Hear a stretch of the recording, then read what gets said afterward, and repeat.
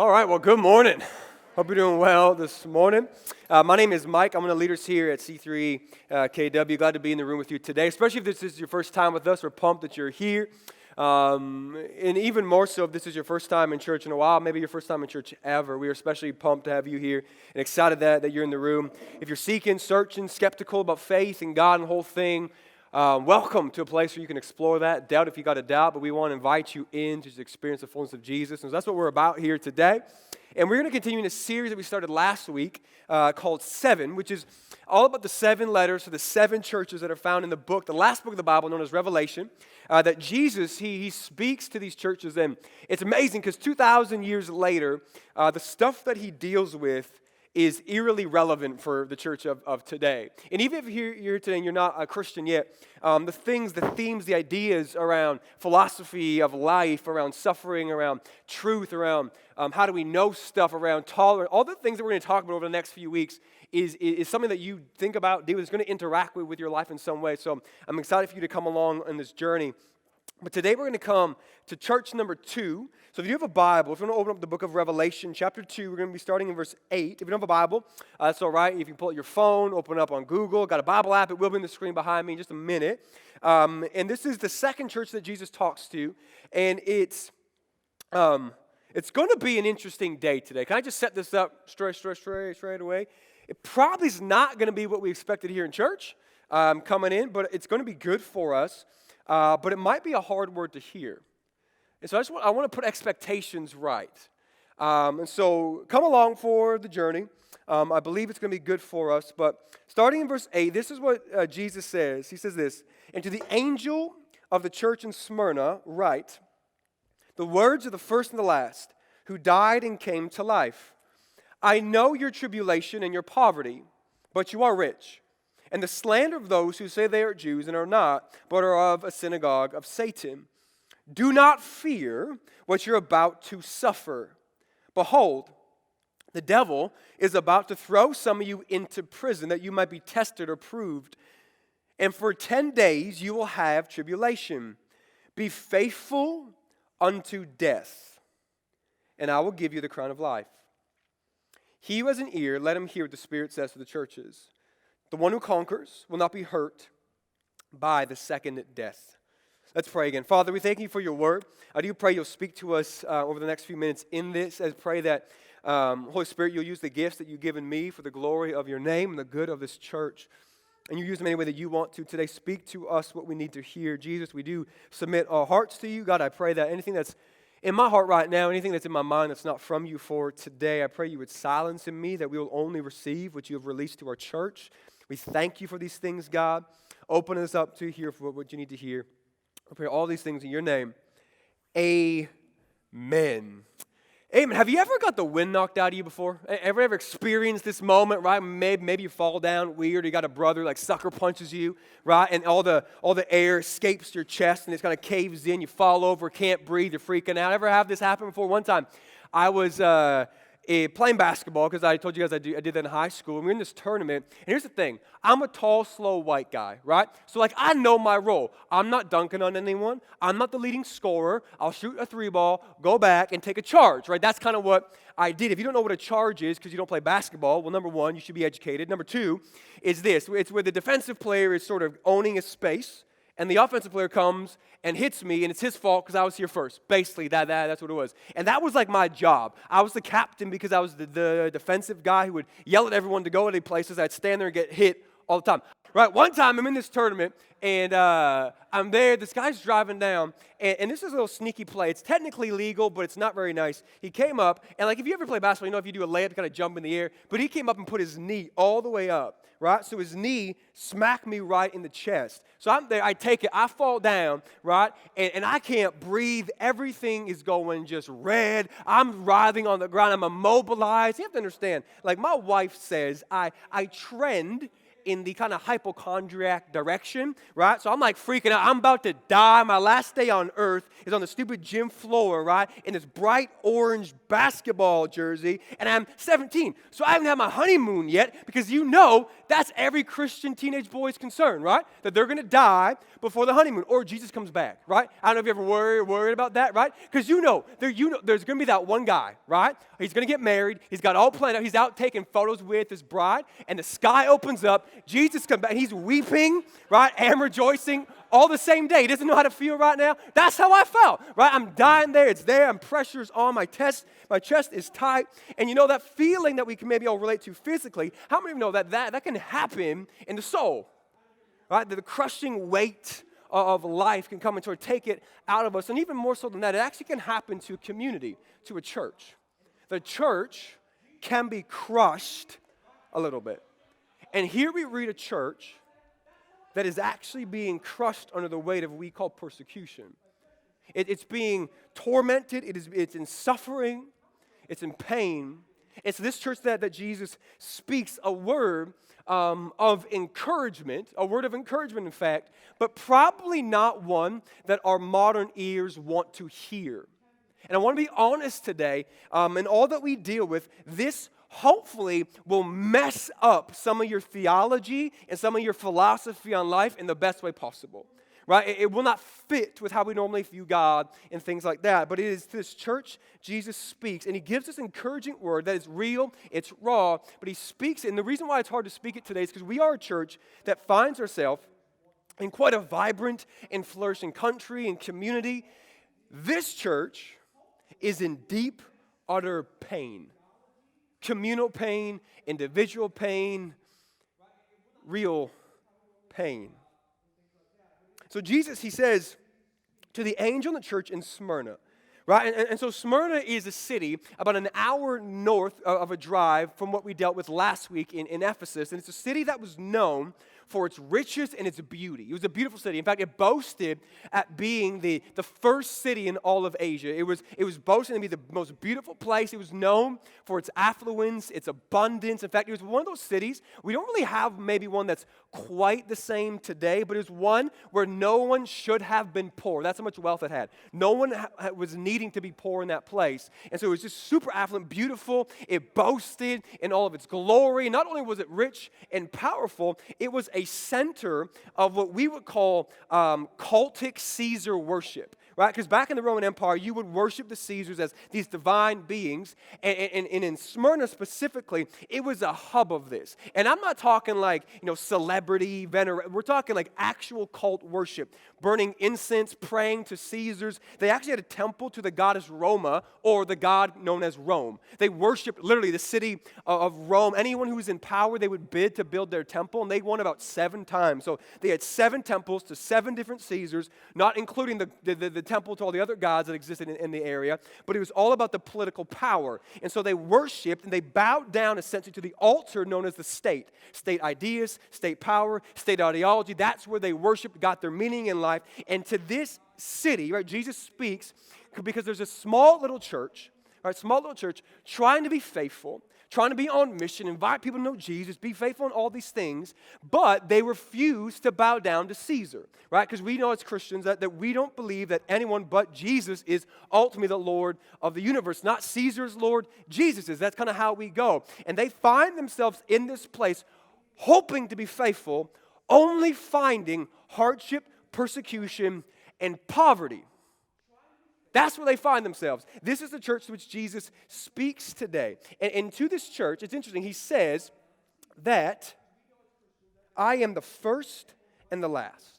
Right? The first and the last, right? Which is kind of in 2 directions. One is kind of like a jab at Smyrna proper because they believe they are the first among all things. They believe that they're most beautiful, that they're number one city, right? Kind of like, if they existed today, they would have, they would buy their followers on Instagram, you know what I'm saying? They just wanted to be known. This was like Instagram culture 2,000 years ago. I'm number one, follow me, look at me, highlight reel, all that stuff. And then Jesus says, actually, I'm first.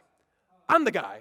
I'm above it all. But not only that, it's a play from the Old Testament that even is invoking the fact that Jesus is God. In the book of Isaiah, God's called the first and the last a bunch of different times. Jesus is saying, I am the God of the universe. I am from whom and for whom all things move. I'm the bookends of history. I'm the king of time itself, Alpha, Omega, beginning and end, first and last. And so he says to this church that is in pain, that's in tribulation, he says, I am at the beginning of time and the end of time, which means this, I'm also the authority in time. So I see you, church, persecuted, and I'm aware of everything that is going on, including the tyranny and evil that you're facing. I see it. I know it. It's not unaware in my eyes. But then he says this. Not only is he this divine power, he says, I'm the one who died and came to life. So not only is Jesus saying, I'm the God of the universe, right? I'm king of all things, beginning and end. He also is saying that he's the God who suffered. Right, the God who came in flesh, died on a cross, the one who died and came back to life. He is the God who is the suffering Messiah, the killed, the murdered servant, risen from the dead, which means this, right? That he's saying to the church, he's reminding them, there is nothing that you currently walk through that I have not already experienced and overcame. That I'm empathetic, but yet victorious. I know how you feel, but I know how to overcome it. He's reminding this church that there is nothing that we walk through that he himself has not walked through as well. And the same is true for you today, church. Whatever you're in right now, whatever trial that you might be in life, you have to know that Jesus knows. He understands, not in some divine, omniscient, I know the whole thing. Experientially, he has walked through every pain of the human story. Every abuse, every injustice, every trial, every storm, he walked through, but ultimately overcomes, which means we can follow the overcomer. Empathetic king, but yet victorious in all things. He reminds them, I know what you're feeling, but yet I reign supreme over all things. He's reminding the church that this is who he is. And then he begins his letter.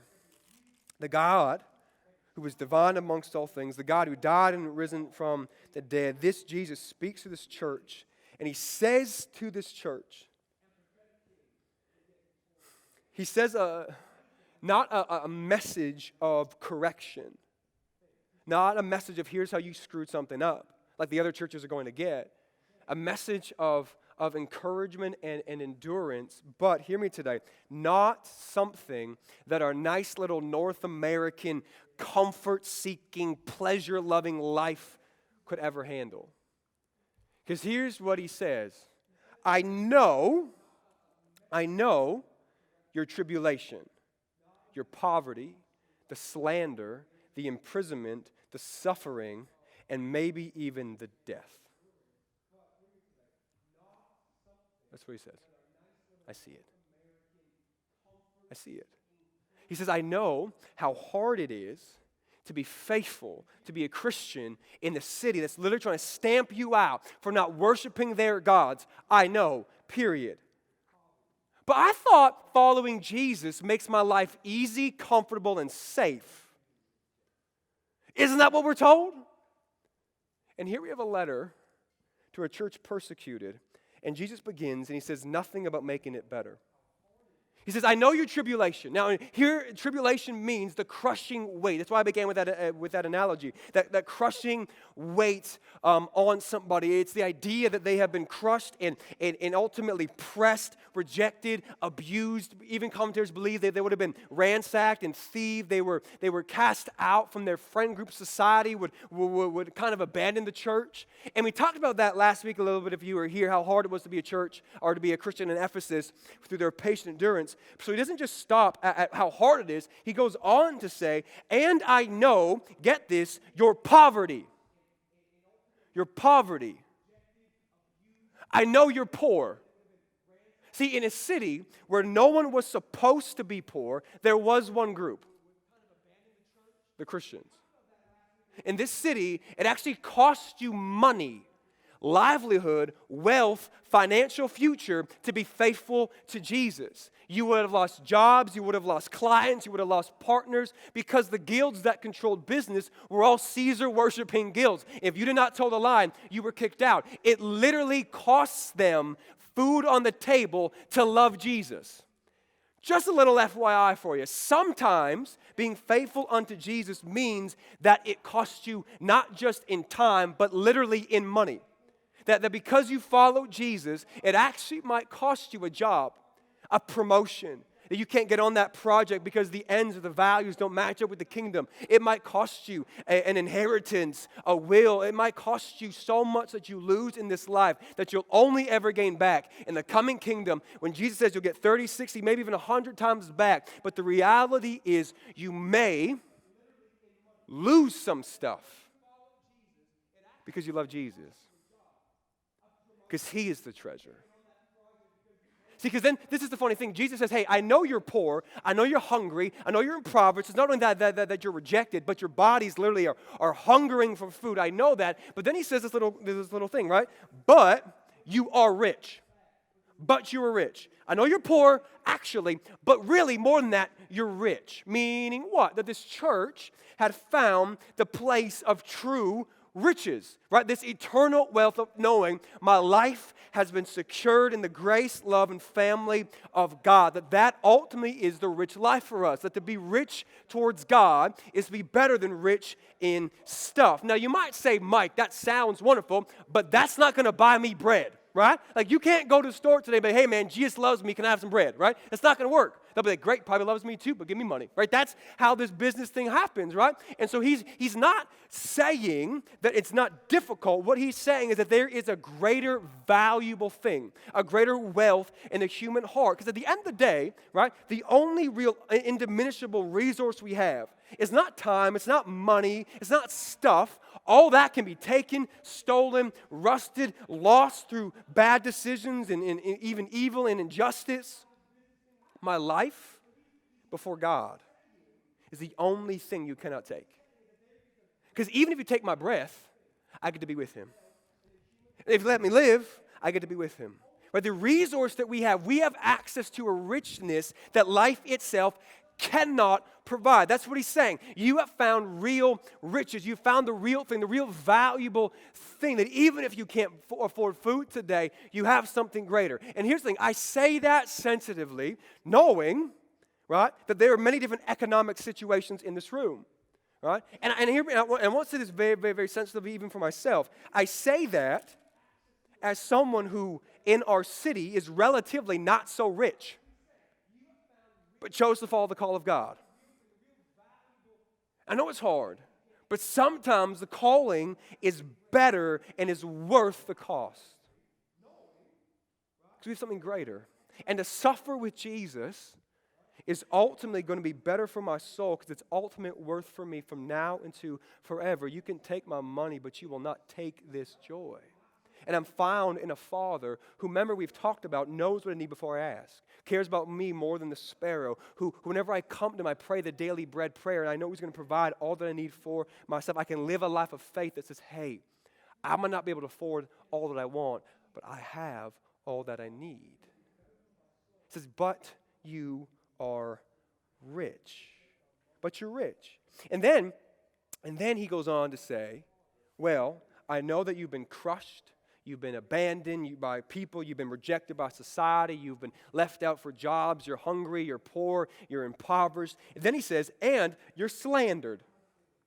You're slandered. Right? Your reputation's gone through the mud. There's people trying to lie about you and gossip about you and say things that are wrong just to hurt you, malign you because you won't bow down. And here's the thing, right? Like back in the day, some of the lies that got spread about Christians were that we would eat babies. Right? Because we would adopt, the church would adopt all the babies that were left over that people didn't want. Because what happened is if your baby was born with some kind of deformity or something like that, the Roman culture would you just leave it to die. But the Christians would go pick it up. And so the rumor was we would take these babies, and because no one was supposed to want them, we must do something with them. So apparently we ate them, right? Or that we would have these incestual orgies, because we called each other brother and sister. So they thought, because we're talking about loving each other, we're all brothers and sisters, that somehow we're a bunch of sex-crazed orgy people, right? These are just some of the low-level stuff, right? And here's the thing, right? Obviously, that's not true. Okay? right? That's not how this thing goes. But this would be said. In this case, Jesus says that it's coming from these people, this group of Jewish guys who basically are trying to lie about the church for two different ways. Either to say that they're not really God-fearers, not really God's people because they're not following the Jewish law, or, and probably more likely, it's a political move. Because you have to understand, in the ancient world, in the Roman time, the only group that was exempt from Caesar worship was the Jewish people. So they didn't have to bow down. And here comes a bunch of Christians not wanting to bow down either, but not doing it under political kind of exemption, but at a political kind of defiance. And it's kind of messing up the system. It's messing up the status quo. And so instead of fighting for the freedoms of the people, they want to fight for their own freedom. So they want to quiet these Christians, stamp them out so they can have their protections kept. And so they start slandering them and doing all this stuff to get them out of the political world. And then here is where things get weird. Jesus is not so, what we'll say, PC, right? He kind of says what he wants to say because he's kind of king of the universe, right? And he doesn't really follow the sensitivities of the modern world because he basically says this, those who say they are Jews but are not. You're not supposed to question someone's race. Well, Jesus says these aren't the real Jewish people. Interesting. Then he says, why? Because essentially they've left the God of the Bible. And he says that they are now a synagogue of Satan. Drop the mic. Here's where things get weird, okay? And if you're here today and you're someone who's maybe not quite convinced on Jesus and God, this might be a weird next couple minutes, but just come with me for a second. Because twice in this short little letter, Jesus brings up the fact that the Satan or the accuser, the devil, is at work in the church's suffering.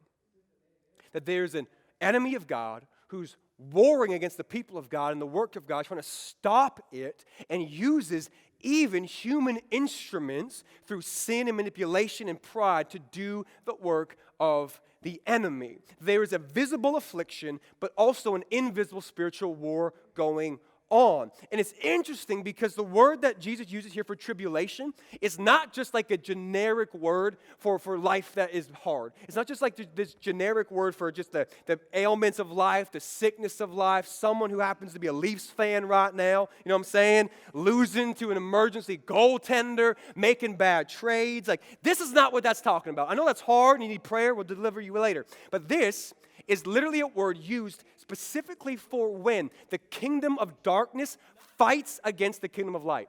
It's a war term. It's used in the New Testament to describe the crushing weight of the devil fighting back against redemption in the world.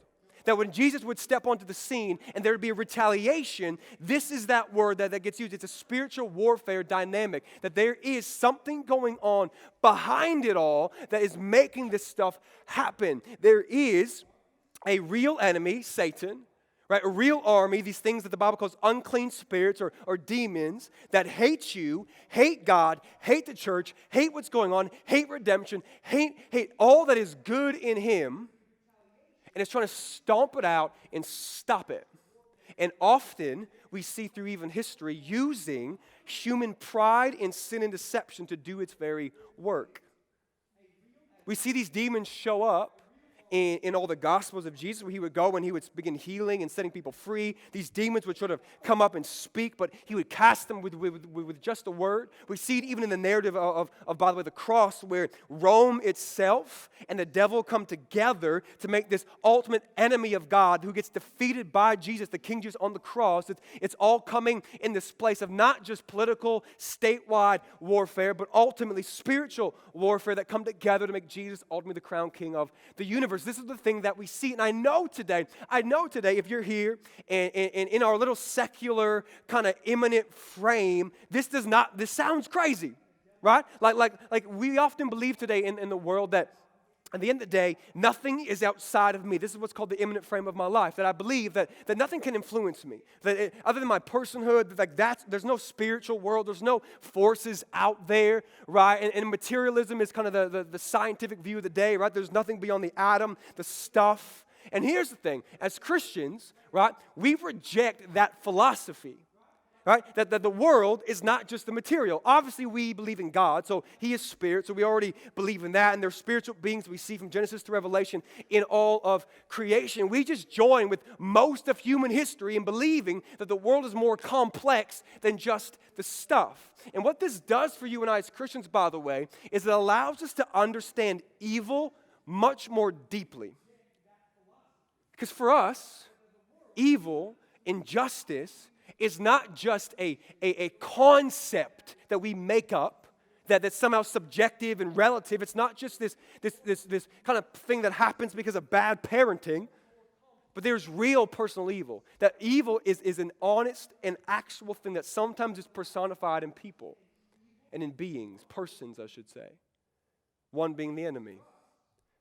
And here's the thing, I don't think I need to convince most people of this, because if you just track through the tyranny of human history, some of the things that we've allowed ourselves to do, like you would be naive to say, well, that was just bad parenting. It's evil. It's demonic. It's deeper than that. It's real. Now, we are not people who believe that behind every rock there's a demon, right? And like every time I lose my keys, it's the demon of forgetfulness. Like that's just nuts. And you're like, that's not true. People actually have said that. Like that's real theology in some places. Bad theology, but real, right? And we are not people who like want to blame the devil for everything, right? Like if you do something dumb, that's on you. You are responsible for Jesus. Just because you got caught doesn't mean it's the devil's fault. But we are aware of the fact that we are in a war. And war language is tough in Canada, obviously, right? Because we're all peacekeepers and whatnot. But there is someone we do not peacekeep with, the devil, right? Like we're making war on sin, death, grave, despair, injustice. We do not like these realities in our world. And here we see Jesus literally saying to this church that there is a great enemy behind all this stuff that's actually doing some work. And as Paul says in one of his letters, if you know the book of Ephesians, he says that the war we have is not against flesh and blood. Like our enemy, by the way, isn't people. We're all the same. We're all the human race. It isn't people. It's the thing behind the thing. It's the spirit behind them sometimes. Right? And so I want you to see this. I know this has probably, again, been a little weird today, but I want you to see what Jesus is doing. He's saying that there is a reality of real warfare, spiritual warfare, behind all the physical things that they've been feeling and being crushed by. And here's what Jesus says, right?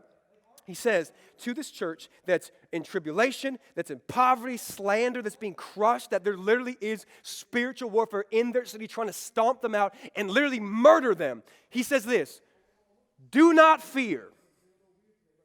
Be faithful unto death. Don't fear them. Be faithful even if you die. It's kind of like, Jesus, really? Like we are suffering here. We are being pressed and persecuted, crushed, impoverished. My kids are hungry, and we get a letter from you, and all I get is do not fear. Where's my word of deliverance? Where's my miracle? Jesus, aren't you supposed to give me my best life now? $1,000 Nikes, rocking my dream job. Where is that, Jesus? And hear me today. The reason why they're suffering, did you notice, is not because of correction, not because of their sin, but because they are faithful. Do you see this? Right? That Jesus come to them, and this church, no correction. They are a good church with good theology, quote unquote, good Christians, loving people, loving their city, fighting back evil, and the reward for their faithfulness is their poverty.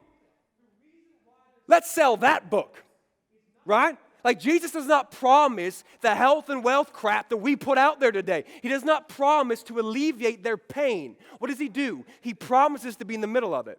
Remember last week, he's amongst the golden lampstands. He's walking through it all. Jesus says to this church, right, that, hey, I see it. I know it. I've understood it. I'm empathetic in it. I actually can tell you there's 10 more days coming, but I'm with you in it. He does not say to them, I will deliver you right now, even though they're faithful. Then he says this, that there will be 10 days ahead of you, which means this, which means that Whether it's 10 literal days to this church, we actually don't know, or just 10 periods of time. In the book of Revelation, 10 is often attributed to this idea of like human completion, and so like a complete cycle of what's going on. But either way, look what Jesus does, right? It's that the suffering is about to happen. The devil's going to do it, but it will only be for 10 days, which means this: Jesus has put a limit on the power of the enemy. It can only go 10 days. He knows when it stops before it ever started. He sees the end of the issue before it's ever begun. That if you're here today in the middle of a trial, in the middle of a storm, he knew how it was going to end before it ever began in your life. And there's a kind of confidence that put in us to know that even though it feels like maybe hell itself is warring, it is limited under King Jesus. It will stop in his timing. Even if in that space, the end of it is my death. Be faithful unto death. Be faithful unto death. This is what Jesus says to this church. Hear me today. Is God for our good? Yes. Is he for our good? Yes. Romans 8, right? He works all things for the good who are in Christ. Is he for my flourishing? Yes. Right? John 10:10, he's going to come and give me life and life to the full. He is for me. He's my strong tower, my defender. We sang it today. He's my way maker. He's a miracle worker. This is all that he is. But hear me today. God being for my good and for my flourishing is not the same as an unhindered, easy, suffering-free existence. It's not. Right? Especially if there's spiritual warfare involved, where because I'm being faithful, there's a target on my back. As a church, we should never be so naive to believe that things will always go good. We should actually kind of question, if nothing is going wrong, whether we're doing anything or not. Right? That there's got to be something that the enemy sort of looks at my life and says, I should probably take that guy out. Right? If he does not want to kill me, that's probably a problem. Right? And here Jesus says to this church, hey, things are good for you, but maybe not good in your life. And here's the reality of the world is our little safe, North American, little comfort-seeking Jesus cannot make sense of the world that we live in. You know why we have that? Because we forget that even today, in current Smyrna, known as Izmir, it is basically about 100 or so, a couple hundred Christians, because you can't get saved there. Can't get saved there. So hard. Even today, there's persecution. People are dying around the world, right? But we don't feel that because I get to have my nice little life and believe the best things and have all this stuff. And hear me today. Hear me. I want to say this rightly into the church. When we look at the world around us, right, we often will pray prayers like, Jesus, I would really like my dream job to come true. Jesus, where's my spouse now? And hear me today. Those are fine prayers. They're fine prayers. I'm so glad that we live in a space that I'm not praying, God, deliver me from the crushing weight of poverty and persecution and seeing my friends get martyred. I'm glad that we don't have that. Like, I'm not going to be one of those dumb preachers who get up here and say, like, I hope God persecutes his church to purify it. Why would I want my kids to suffer? I don't want you to suffer. I love you. Here's the issue, though, right? If the Jesus you follow never costs you something, you may want to reassess who you follow. Because if I'm following King Jesus, for whom all hell is warring against, it might be something there. I might have to be more aware of what reality actually is. And what this says to me is this: is Jesus worth it for you? Honest conversation. Is he actually worth it? Is the one who he says, who died for you, worth living for, worth giving your actual life for? See, here's a fundamental faith question for our modern world. Do you worship safety or Jesus? What's the means and ends to you? Because is Jesus a means to the end of prosperity or blessing or safety or popularity or whatever? Or is he the end itself? Is he the means towards blessing, or is he the blessing? That's what this asks of a very comfortable church. What is Jesus to you? What is he to you? And in fact, what's interesting about the church in Smyrna, I want to make sure I read this right. I have a quote, is there was a guy His name was Polycarp. He's an early church father, and he was actually the bishop or the pastor of this church in Smyrna. And he was murdered. He was martyred for his faith. And given a chance to kind of recant or change his position, this is what he says. He says this, 86 years, this guy is old. He's about to be dead because he loves Jesus. 86 years have I served him, and he has done me no wrong. How can I now blaspheme my King and my Savior? See, given the chance to recant, to change, he says, how could I ever leave the guy who's been so good to me? I know I might be burned at the stake. I know my life is over, but how could I ever go back on one who saved me, who raised me, who loved me, who freed me, who's been so good? How could I ever do that? Here's the reality. Some of you abandon Jesus on the altar of your sexuality every day. Some of you on the altar of money will run from him. At the threat of not keeping the peace for people, you would rather worship their opinion than King Jesus. And here's the problem. What that just says is you value something more than him. Because it costs me too much. I want to be my own person. I want to do my own thing. I'd rather have my way, not Jesus. And that's not even in persecution. That's just in a little social pressure. And here's what we need to see is to this church that's being crushed. He says, do not fear, stay faithful. And then he says, and the second death won't hurt you. Second death here today means that ultimately the eternal separation of my soul from God, that because of sin and rebellion, I'm lost in the judgment of God. But he says this, if you are in Christ, hidden in him, then ultimately what he says is this, yes, they might kill you, but your soul is hidden in Christ forever. Yes, they might hurt you, but you are with him from now until forever. That at the end of the day, what he's saying is this, that joy comes in the morning. Suffering might last for a night. There might be a time of pain, but at the end of the day, Jesus wins. Hope wins. Grace wins. Redemption wins. It's all going to, at the end of the day, be worked out in him. And so what this means, okay? And actually, Ivan, you can come on. I'm going to begin transitioning here. What this means is this. To a comfortable church. To a comfortable church. And by the way, friends, I don't think we're totally comfortable, but we can definitely lean that way. A nice building, clean spaces, no political pressure. To a comfortable church, here's what I think Jesus is saying. When he is all you have left, will you still say he's all that you need? When he is all that you have left, will he'll still be all that you need? Or are you a fair weather Christian? When it's good and I'm blessed, I love Jesus. When it's hard, I have my own way. This church is not fair weather. Be faithful unto death. And then he says this, and I will give you the crown of life. The crown of life. Now here's the thing. We need to deal with this, whether you're a Christian or not today. Here's something that we need to deal with in this moment, because it's something about the philosophy of our life. Jesus says, if you're faithful unto death, right, then you get the crown of ultimately life. Now, here's the thing. Everybody, it seems, wants the crown. No one wants the cost.